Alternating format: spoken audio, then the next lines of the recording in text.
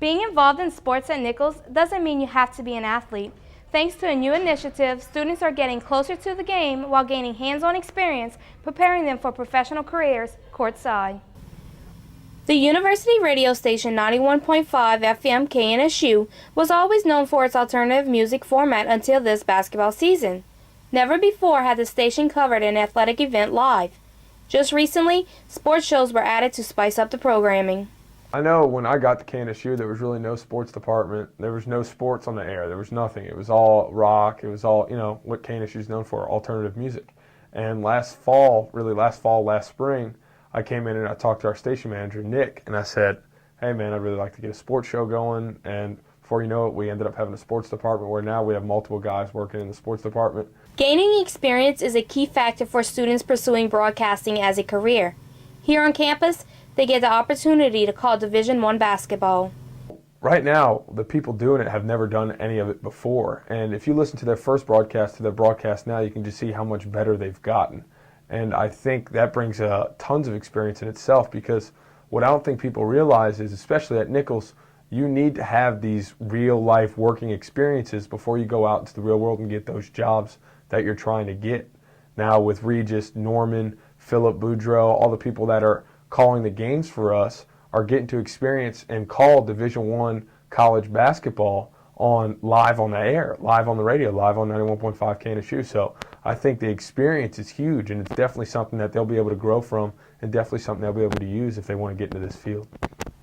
It helps KNSU because it allows the DJs who are interested in sports broadcast an avenue to get their feet wet and try it out. It was one of the reasons why I became a sports broadcaster for KNSU, because I always had an interest in it, and once I found out students at this level could get their feet wet and try it out, I figured, well, let me take a stab at it, and it's been a wonderful experience. Well, my experience has been great, throughout the whole basketball season, getting able to go into the big arenas and stuff, like went to Texas Tech, went to Lubbock, Texas, and that's where the national championship being played.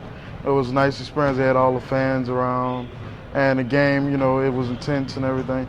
Just being in that game speed where you got to call every single thing that goes on, and how fast the change the pace of the game changes, like you got to really pick it up to really change the speed and follow the game, and you got to describe everything, because it's like you're telling the audience a story.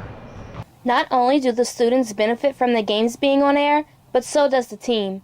The women's basketball program has had a lot of success lately, including the best start in school history.